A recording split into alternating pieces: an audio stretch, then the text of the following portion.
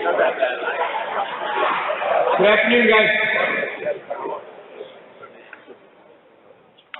Thank you for the quick response there.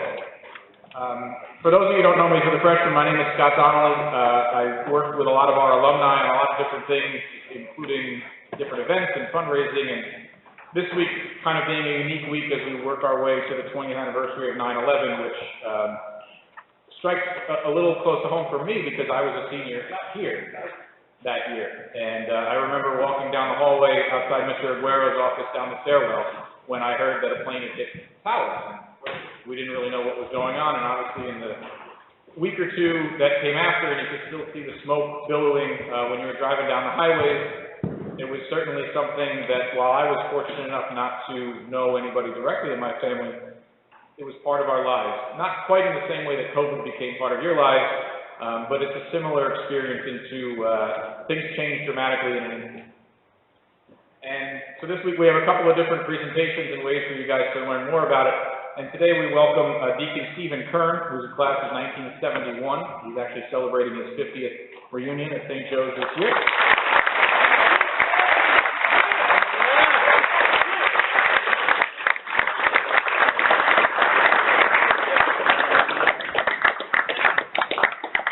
So after Deacon Kern graduated from St. Joe's, he went on to Notre Dame and then Villanova Law School, and he was in the law offices at the Port Authority for 35 years before retiring in 2016. The middle of that tenure was 2001, and rather than spoil any surprises, I'm going to turn it over to him and let him talk to you guys for a little bit. He does have some time he'll save at the end for questions, so if you do have some, please be respectful, raise your hand. I know not everybody has a microphone, so we'll work our way through it, but Deacon Kern.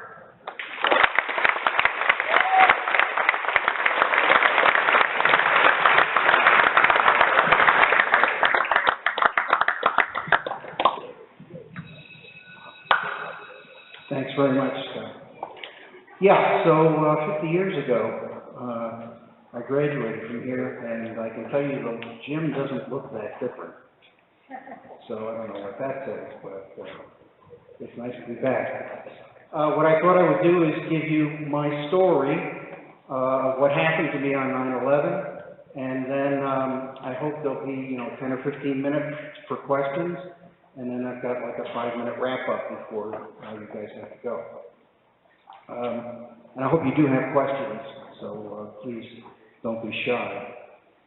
So, yeah, I was an attorney for the Port Authority for 34 years, and the first 20 of those years, my office was in the North Tower of the World Trade Center. Now, I understand Mr. Donnelly sent some photos out on Instagram that I gave him. So hopefully you got to see those, because it's a little, the photos I have aren't really big enough for a group like this. I brought one with me, but the others I didn't. In any event, the Trade Center was a unique place to work, and that was my home away from home for the first 20 years that I worked for the Port Authority. By the way, you all know the Port Authority. That's the people that run the airports and the bridges and tunnels that connect New Jersey and New York and most of the port facilities. Well, they actually also own the 16 acres that the World Trade Center sits on, and they built the World Trade Center in the mid-1960s and late 1960s. So they're the owners of it, and that's where their headquarters were, and that's why I was there for, like I say, 20 years. I started in November of 1981. The attacks happened in September, so it was almost 20 years. I was in various floors of the Trade Center during my time there, 68, 66, 62.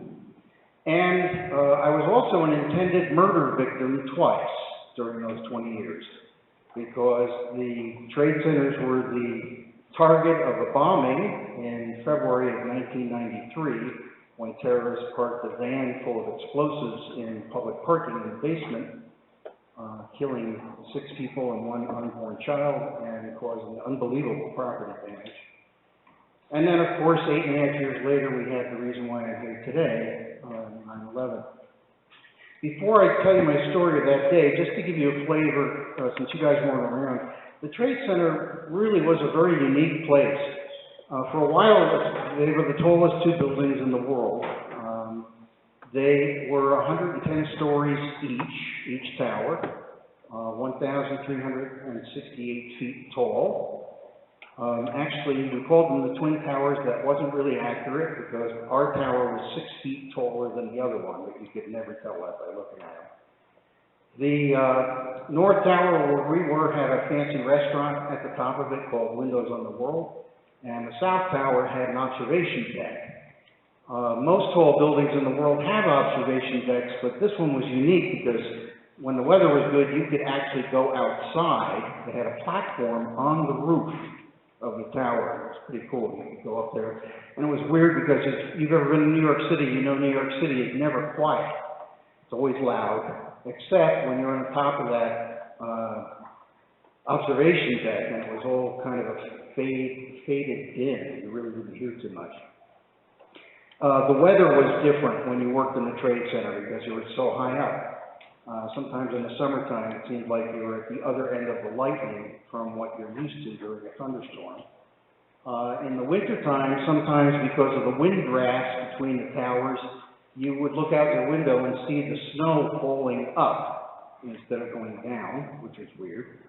But the weirdest thing had to do with the wind. The towers were built to withstand hurricane-force winds, which they did several times during their existence. But in order to do that, and I'm not an engineer, but many of the Port Authority engineers who worked on the buildings, I used to pick their brains and they'd tell me things about the buildings. And they said that in order for the buildings to be able to do that, they had to be able to sway. And so the top of each tower actually swayed in heavy winds. One engineer told me 3 feet in any direction, another one told me 1 foot in any direction, whatever. They had to sway a little bit. They had to have some give. Now you might wonder, well, does that mean if I put a marble on my desk on a really windy day, does that mean that it would be rolling around on the desk? And the answer is no. You didn't really notice it unless you went into the stairwells. If I had a meeting that I didn't want to take an elevator for and I wanted to use the stairs, the stairwells were all concrete and metal. And so if you went in there, there's no windows or anything else, if you went in there on a really windy day, you could hear the building creaking like an old haunted house. And if you weren't used to it, your first thought was, I should not be here. This is not a good place to be. But they actually had to be that way. So that's just a little flavor of what made the Trade Center unique, a unique place to work. On 9/11 itself, I was on the 62nd floor at 8:46 in the morning. We had a suite of offices there. I worked in the law department. I was the head of the claims division at the time. And of the 13 people who worked for me at that time, 9 of them were in the offices at 8:46. And at 8:46, suddenly there was a loud roar and a bang, and the building started shaking violently. Not like I just described when it was windy out, but I mean shaking violently enough that several of my coworkers lost their footing and fell to their knees. Now, we didn't know what happened, but this was the first plane that had taken off from Boston. The 2 planes that hit the Trade Center took off from Boston's Logan Airport. This was the first one. And it hit the north face of the North Tower, which is why we didn't see it since we were in the southeast corner. Not that it would have done us any good if we had seen it, just one more nightmare maybe for some people.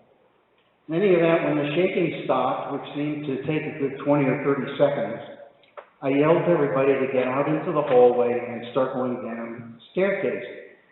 Each tower had 3 staircases that went from top to bottom. This was kind of a lesson learned in the bombing 8.5 years earlier. I knew that 10 of us were not going to be able to stay together as a group. So my plan was I stood at the entrance to the stairwell, and I was going to count the 9 people who worked for me and count them as they went down, make sure they got into the stairwell. My thinking was, I had no idea what happened, had no idea how serious it was, but if the building shook like it did, it must have been pretty serious. And I figured if I saw those 9 people go down into the stairwell before me, and if I made it out, I could make the assumption that they got out. So I did that, and I was standing there for several minutes, and there was a lot of confusion and yelling going on. Not panic, but just a lot of activity and confusion, some smoke. And after a while, I began to think, well, you know, it's probably time that I should go down too. But I wasn't sure if I had seen all 9 of them. I wasn't sure if I had seen all 9 of the people working the plane. I knew I had seen at least 8, but I wasn't sure about 9. So I decided to go back into our suite of offices and check each office and cubicle and the file room and the conference room and whatever. So I started to do that, excuse me, I got through about halfway through our offices when I went into the office of my secretary. And nowadays she'd be called the administrative assistant, but at the time she was called secretary. Her name was Rose. And I walked into her office as I had at the other offices and looked around. And not only had Rose not left, but she was actually under her desk on her knees. And one of the images from that day that's kind of burned into my brain is the look on her face when our eyes met. Because I looked at her and she looked up at me and she had eyes that seemed like they were as big as saucers. And she said to me, "It's an earthquake." I said, "Rose, look outside your window. What do you see?" You know, we had beautiful floor-to-ceiling windows. The views were unbelievable. I said, "What do you see?" There's, you know, concrete coming down and pieces of plane, and I couldn't tell there were pieces of plane, but there was metal and wreckage coming down and glass. I said, "I don't know what happened, but something happened above us. And not only that, I really don't think it's that important what happened at this time. I think the important thing is we need to get out of here." So I grabbed her hand and with some cajoling, got her to come out from under the desk, and then she decided the best thing was probably to go down the stairs, so she did. The evacuation down the stairs, compared to the evacuation in 1993 from the bombing, was actually much quicker. In 1993, it took me 3.5 hours to get out of the building. On 9/11, this time it took 50 minutes, 50 minutes, to get from the 62nd floor where we were down to the ground floor. So it was a much quicker evacuation, which was a good thing. One thing to keep in mind, especially when I speak to a group of people your age, we did not have these things 20 years ago. We did not have smartphones. The state of the art back then was we had mobile phones that did one thing, they made phone calls, and we had little texture devices. And some of the older people here are probably nodding their heads. We had little texture devices. You could get a little text message that was in yellow text. The problem was it wasn't in real time. There was a delay. So we had no idea. I get people ask me, "Well, how come you didn't know a plane hit the building?" Well, again, we didn't have smartphones. But about 10 minutes into the trip down the stairs, somebody did get one of those text messages saying that a plane had hit the building. And the reaction in the stairwell was kind of puzzlement. People were like, "Well, that's kind of weird. How do you miss something that's 110 stories tall?" And everybody's assuming it's an accident. And if a pilot hit the building, I mean, don't pilots have co-pilots and other people in the cockpit? You know, how did that happen? But again, people's focus was mostly on getting down. In real time, 17 minutes after we were hit, at 9:03, the second plane hit the South Tower, not that very far away from us. The towers were pretty close together. Again, oddly, since we were so close, we didn't hear that happen. But again, about 10 minutes later, somebody got a text message saying, "Oh, a plane hit the other building." And now the reaction in the stairwell was very, very different. Now people started gasping. And actually, some people started crying, and people started shouting, because everybody realized now that it was not an accident, and that we were under attack. And then the rest of the trip down the stairs, every once in a while, you get a message that a plane hit the Pentagon or a plane went down in Pennsylvania. It just kind of seemed to us at that point like the entire world was, you know, going up in smoke. We moved pretty quickly, as I said, until we got to the 20th floor. And at the 20th floor, we slowed down a little bit because the stairwells were only wide enough for 2 people. And at the 20th floor, we saw our first firefighter going up to help evacuate as we were going down. So the rest of the trip, we had to go down single file because now firefighters and Port Authority police, Port Authority is a big enough organization that it has its own police force. Port Authority police were coming up into the building to get people out, so we were now doing single file. Slowed down again at the 10th floor. Something had happened to the sprinkler system on that floor, and there was water cascading into the stairwell. So our last 10 floors, I guess it was kind of like walking through a waterfall because there was water coming down with us. Finally got down to the Plaza level, and again, apologize, this is way too small for you to be able to see in the back of the stand, the bleachers. This is a picture of the Plaza with the North Tower I was on the right and the South Tower on the left. I think this was posted on Instagram, so it should look a little familiar to you. And in the middle, that building in the middle was a Marriott Hotel. That was 3 World Trade Center. And then you see a fountain. And in fact, that sculpture that you see in the middle of the fountain is in Liberty Park today. Although it's still in damaged condition. The sculptor decided he was not going to fix it. So it's still in its condition after they found it after 9/11.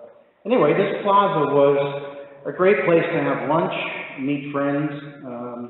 They used to have a little stage here, and they'd bring down some of the shows from Broadway maybe, do a couple of numbers or whatever. When I looked out from these giant, you know, 4-story windows at the bottom of the tower, when I got down to the ground floor, it didn't look anything like that. Instead, what I saw when I looked out on the plaza was fires and smoke and bodies and wreckage and pulverized glass and pulverized concrete. In fact, one of our other docent's a fancy name for a tour guide. That's one of the things I do down there at the Tribute Museum. One of our other docents is a Vietnam veteran who had a lot of combat action in that war, and he described the scene of the plaza as looking exactly like a war zone. Now, the other reason I show you this picture is it plays a part in the next part of my story, because even though I was down on ground level, I wasn't out of the woods yet.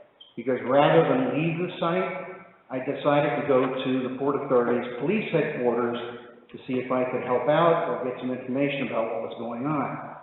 Now, the trade center, we used to jokingly say, had a basement that was 6 levels below ground. There's 6 stories underneath ground level. And the first story underground at that time was taken up mostly by a shopping center, shopping mall. And that's where the Port Authority's headquarters were. So it was 1 level below ground, and I'm going to put my finger, it was right on the edge of the fountain. So right underneath the fountain, and I think it was indicated with an arrow on what you were saying, were the Port Authority's police headquarters, which is where I went. I was there for about 10 minutes when suddenly there was a huge roar, and even though we were underground, where I was started shaking, and the ceiling tiles above us started falling on our heads. There weren't too many guys with me. Most of our cops were in the building trying to get people out, but there was a skeleton staff of about 5 guys. We ran from the back of the police headquarters to the exit, but it was blocked by debris. And so we wound up doing what Rose had done an hour and a quarter earlier, and all dove underneath desks or got underneath door jams, hoping that that was going to protect us from whatever this was. What it was the South Tower was collapsing. This is 9:59 in the morning. Even though it was the second tower hit, because of the angle the plane went in on, it was the first one to collapse. So that was happening above my head. This time, when the shaking stopped and I realized I was still alive, I needed to plan my second escape of the morning.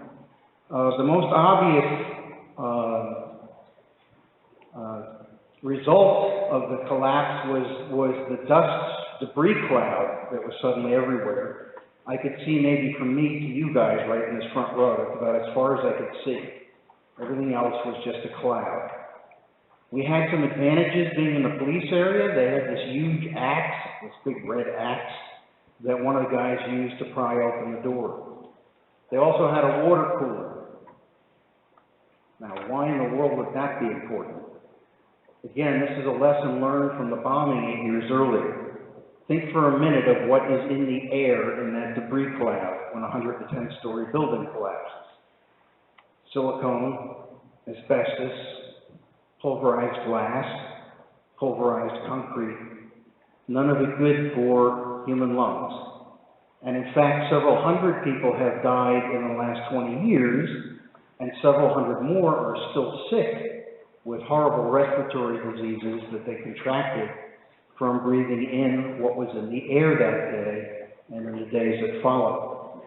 So, the reason why the water cooler was important, which we found out 8 years earlier in the bombing, was you would take out a handkerchief or take off your shirt or even get copy out of the copy paper machine. Anything that absorbed water, you bring it to the water cooler, soak it, and put it up in front of your mouth. So you had a crude filter. You guys are all used to that. You're wearing them now. But we didn't have masks. You grabbed whatever you could, but the principle's the same. And hopefully that would protect you from some of the stuff that was in the air. We used the axe to get out. We went down, got ourselves to a point in the shopping mall at the northeast corner of the site, and finally got out to the street, the corner of Church and Vesey Street in New York City. And I started walking northeast towards City Hall. I walked 2 blocks before I could see the sky. That's how huge the debris cloud was that I was in the middle of. When I could see the sky, I turned around and I looked and I saw my tower still standing, but with a giant multi-storied hole in it with hot flames and smoke pouring out of it. I looked to my left, where I should have seen the South Tower, and the sky was empty. I didn't see anything. And so for the first time, I figured out what must have happened while I was underground. But I really couldn't think about it too long because now that I was out, my focus was on getting to a phone. I needed to call my wife and tell her that I was still alive. And of course, she has her own story to tell of her morning, that morning. She was supposed to be teaching at a Catholic school down in the Metuchen area where we live. That wasn't easy to do because most of the phones were not working. Most of the mobile phones that we had were not working, and it wouldn't have mattered because I left mine in my office. And most of the public phones were not working either, but there were a few. So I started my search for a phone. I walked northwest from where I was, and at a point 6 blocks due north of the Trade Center at 10:28, I heard that horrible roar for the second, and hopefully last time in my life. And this time, even though there were buildings between me and the site, I knew what that meant. This meant that my tower was coming down, the North Tower was coming down. So I ran to the nearest cross street to look south, and another image that kind of burned into my brain, this very odd image. When I looked down, what I saw was the end of the North Tower collapse, and then people running, of course, and of course they were running in every direction away from the collapse, but from my vantage point, they were all running at me. If there were adults, I'm sure they were running the fastest they'd ever run in their lives. And being chased, what it looked like was they were being chased by this giant multi-story cloud that, because of the tall buildings in New York, what they call a canyon effect, was being pushed in between the buildings so that it looked like it was after them, you know, like it was some crazy kind of monster that was going after them. Very odd image. Again, leaving out a lot of detail in the interest of your time, but I finally found a phone that worked in an abandoned subway station at Canal Street. This was at about 11:35 in the morning, so it was almost 3 hours since the plane hit our building. and I was able to finally get a hold of my wife and reconnect with her. And it was a very, very emotional phone call, which 20 years later is no easier to talk about than it was then. The rest of my day was spent trying to get off of the island of Manhattan.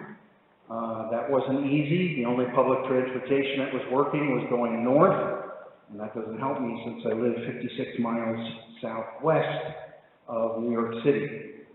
I walked up to a law firm that we did business with on 42nd Street to clean up a little bit and see if I could get some information from them. And while I was there, I heard that some trains were starting to leave Penn Station going west late in the afternoon. So I walked over to Penn Station and got on one of the first trains going west. And oddly enough, I got home that night the same time I would have if it had been a normal work day, which it most definitely wasn't. But the train pulled in at 7 o'clock at White House Station. And I was blessed to be reunited with my wife and my 2 children. So that's my story in a nutshell. I do these talks, well, to you guys it's special because I'm a graduate, so I feel a special connection here.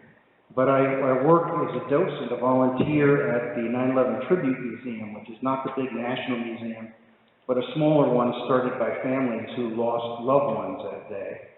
And our tours always include somebody like me who has a connection with 9/11, so that you get not just factual information on the tour, but you also get the experience of whoever the docent is for that tour.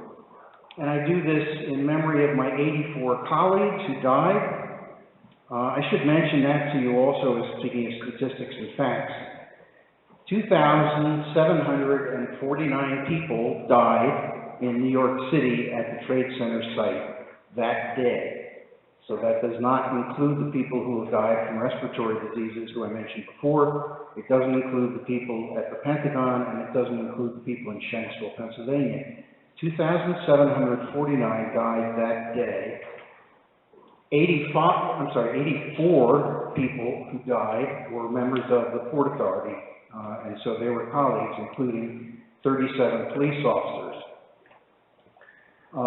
So I do these talks in memory of them, because I am always aware of how close I was to being number 85. And I also do it because I believe educationally it's an important thing that people get to know what happened, and especially guys like you who weren't around then, so that you know what happened. It's not just, as Mr. Donnelly just told me right before this, it's not just a page in a book that you're reading about. So I've probably forgotten some things, or maybe you're confused about some things in my story, or if you have other questions related to 9/11, I'd like to hear them. We have some time for that. Yes? What year did I become a deacon? 2010.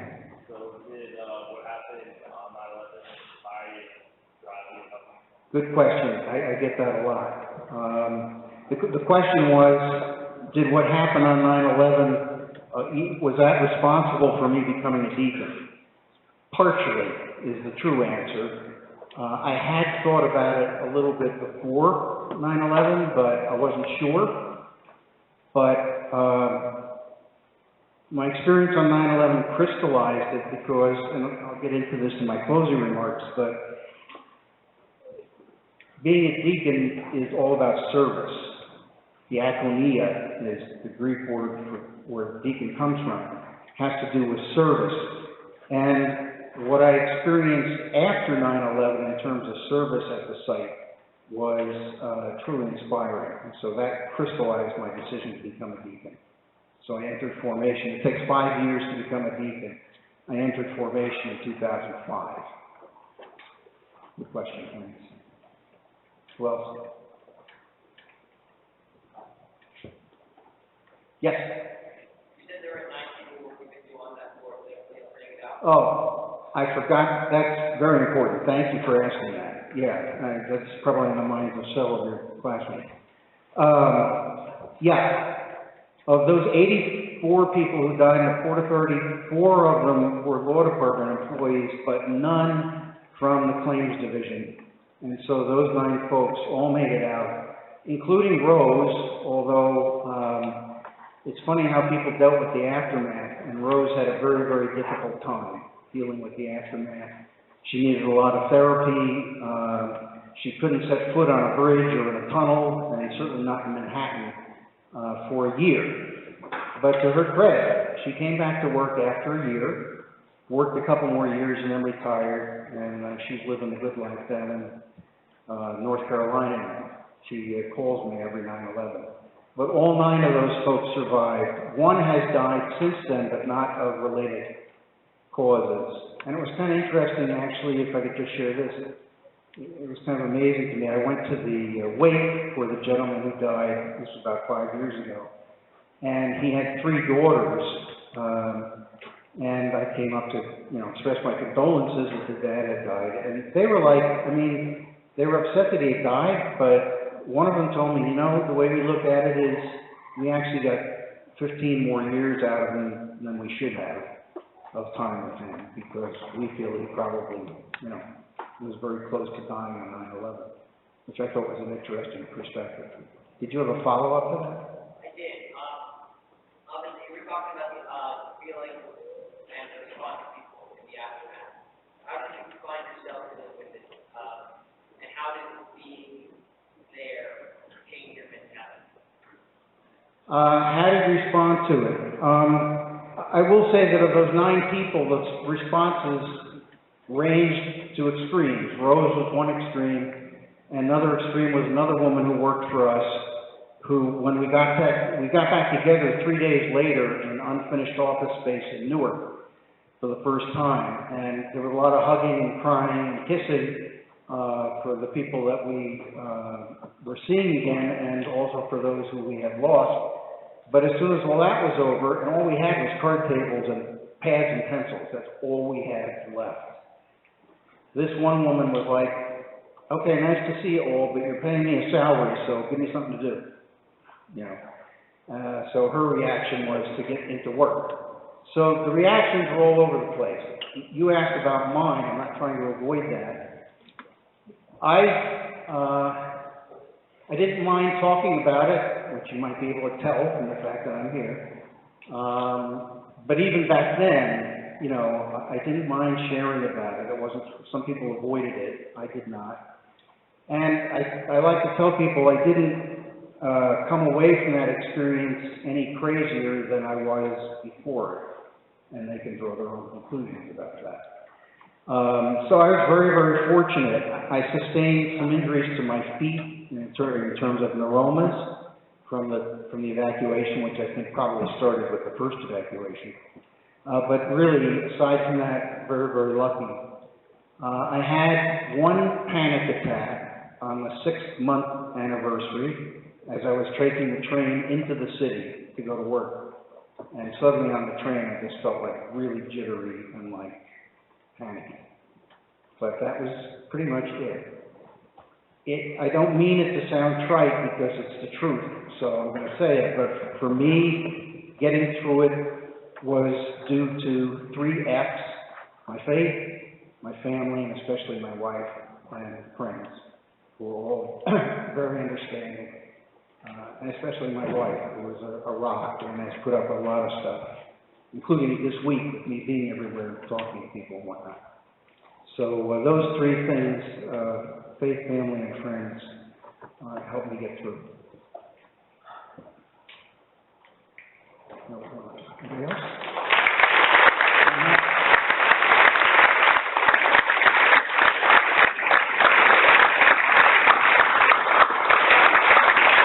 When you want me to leave, I thought we'd do more questions.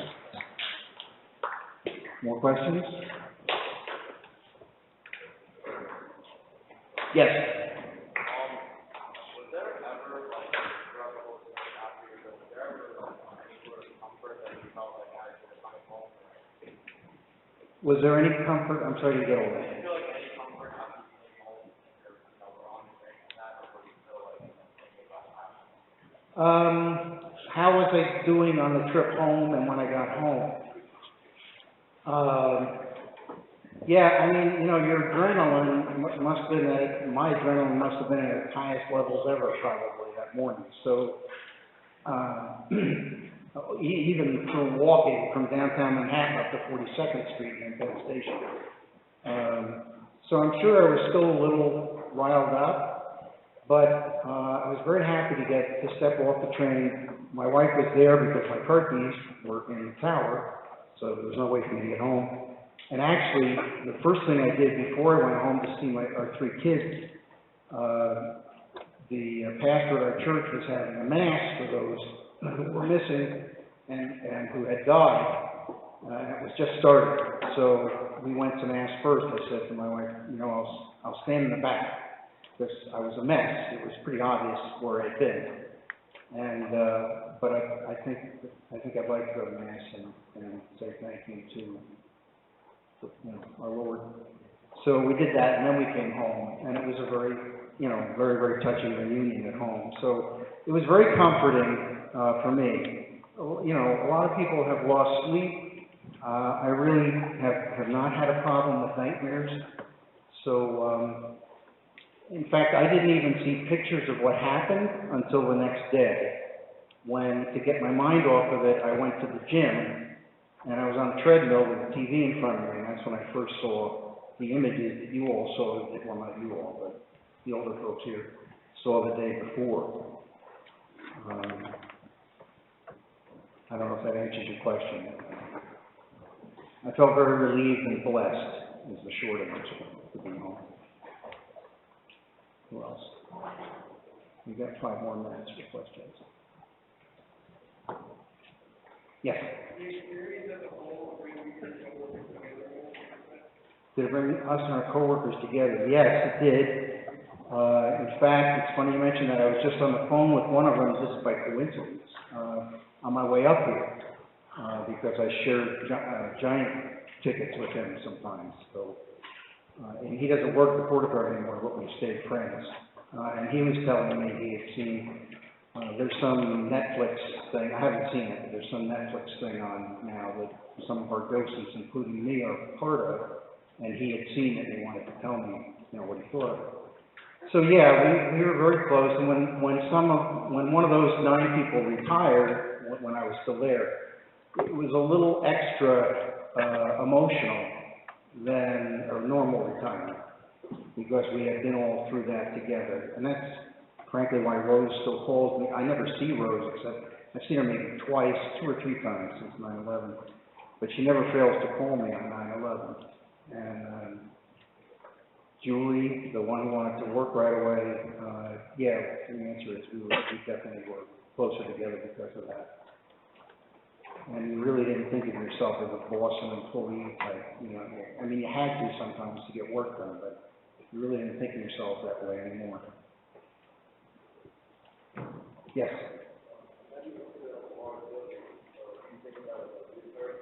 I'm sorry?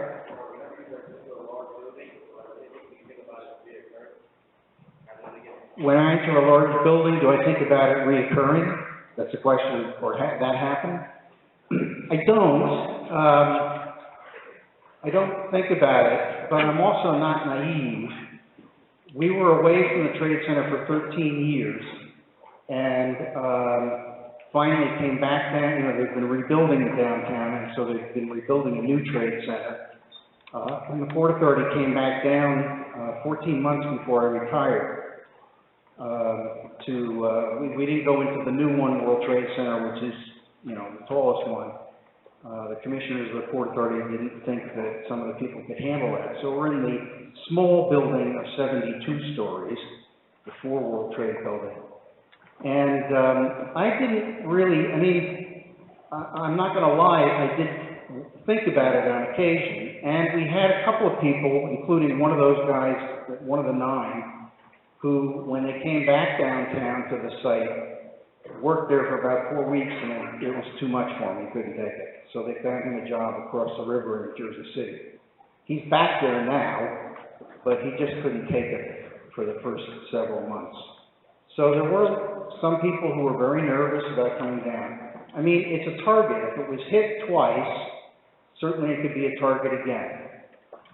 So you can't be naive about that. On the other hand, those office buildings are probably the safest office buildings in the world right now. Certainly One World Trade is. The first 13 floors of that building is nothing but concrete, and there's not even any offices in the first 13 stories. It's basically a bunker, and it's just got fire equipment and maintenance stuff. My wife is still not impressed. She tells me if we had gotten back to One World Trade Center, she said if they didn't equip the roof with anti-aircraft guns, you're not going. So fortunately, we didn't have to make that choice. But yeah, so the answer to that is I'm aware of it, and I did think of it when we came back to the site. But the stronger emotion for me was that we were coming home. And this is where we should be. We got kicked out of it violently, and this is where we belong. And as it turned out, my office for my last 14 months was on the 25th floor of 4 World Trade overlooking the memorial. So I really felt like I had come full circle. Yes? Would I say the event has changed the way I thought about my faith? I hate that question. I've gotten it before. Don't take offense. Because I don't mean to sound, patting myself on the back. It really didn't change the way I felt about my faith. It enhanced or sparked the idea of service, which made me become a deacon, which is part of our faith and part of your motto for the school. But as far as knowing, I heard a lot of people tell me after 9/11, I realize now that my family is the most important thing. And, the job is, that's important. You need that to put food on the table, but it's not the most important thing. I had always felt that way. So that didn't really change. Yes, probably the last question, yeah.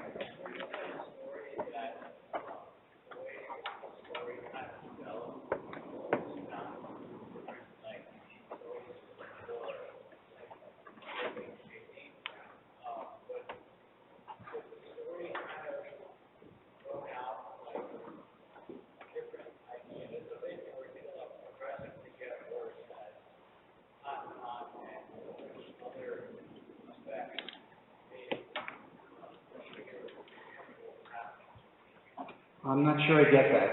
So things were progressing, and certain things were happening as we went along.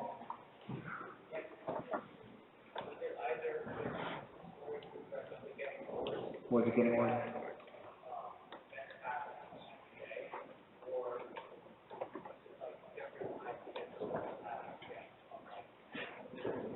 Yeah, no. Yeah, well, as I said, we didn't have smartphones, so it was sporadic. When we did get information, it was not good. We heard about the plane first it hit ours, then it hit the other one, then we heard about the Pentagon. So that contributed to your feeling of dread, I guess, for some people, and certainly a renewed effort to get out. So yeah, the news we were getting was not good, and then once we got out, again, I didn't have a phone or anything, so you're just hearing stuff on the street as I was walking up to 42nd Street. We did stop at a bar at one point. I was with another guy from the 43rd. We stopped at a bar to see if we could use their phone. So you heard stuff on the street about, people dying and jumping through the windows and all that stuff. So, yeah, there was no real good news, and you just heard more and more bad things. I don't know if that answers your question, but, it was kind of progressive. Well, thanks for the questions. Let me wrap up for you because you guys have to leave soon.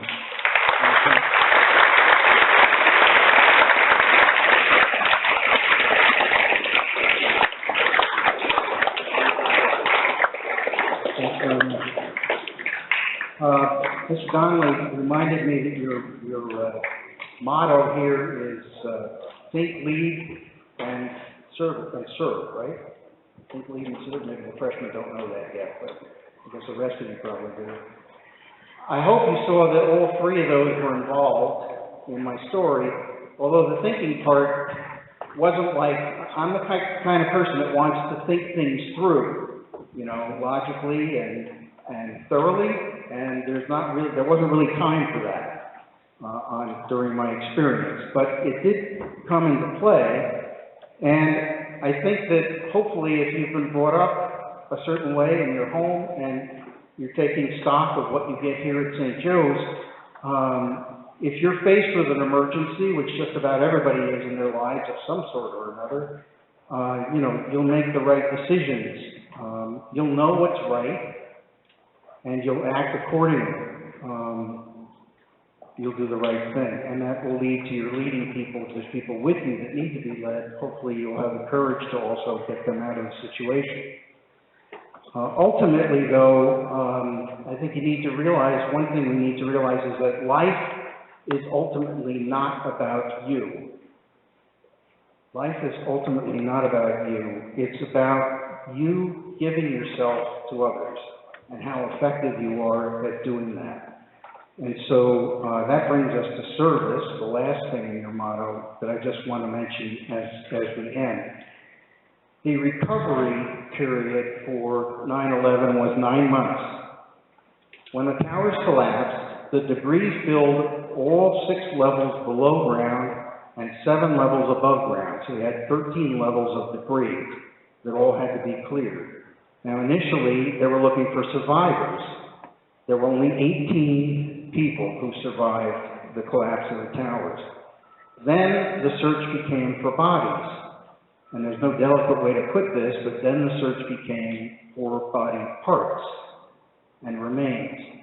And then eventually they had to start getting all the 13 stories of debris and steel out of that area. And they had to do that very painstakingly and slowly, because when they were clearing out that stuff, if they would find a body remain, air horns would go off, all work would cease. That remain would be brought up on a fireman's stretcher out of the pit of this huge ramp to the medical examiner's office before work could continue.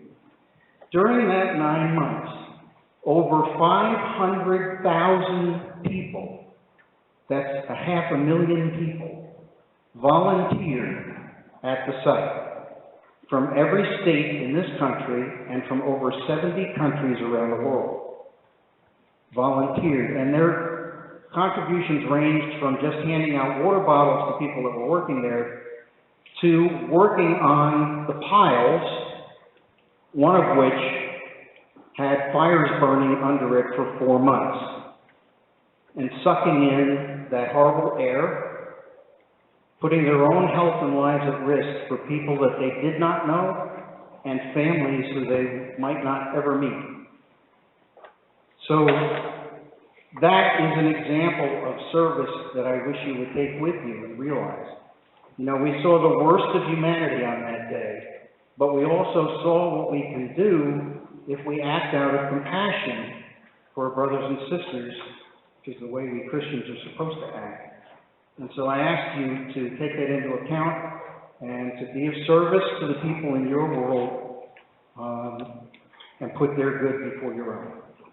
Thanks very much for your attention. I appreciate it.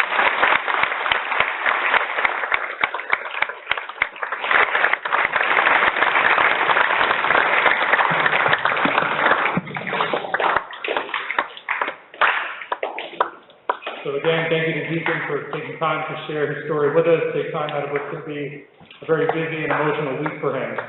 I hope for you guys it was a learning moment. I mean, you said it at the beginning, and I think it's true, this, for every adult in this building, is not just another page in the history book. It's something that we lived through. It's something that changed the way our lives have moved forward. There was before 9/11 and after 9/11, not dissimilar in that way from how COVID has impacted your lives in a way that is likely going to last a long time. You'll remember times before COVID and times after COVID. So again, thank you to Deacon.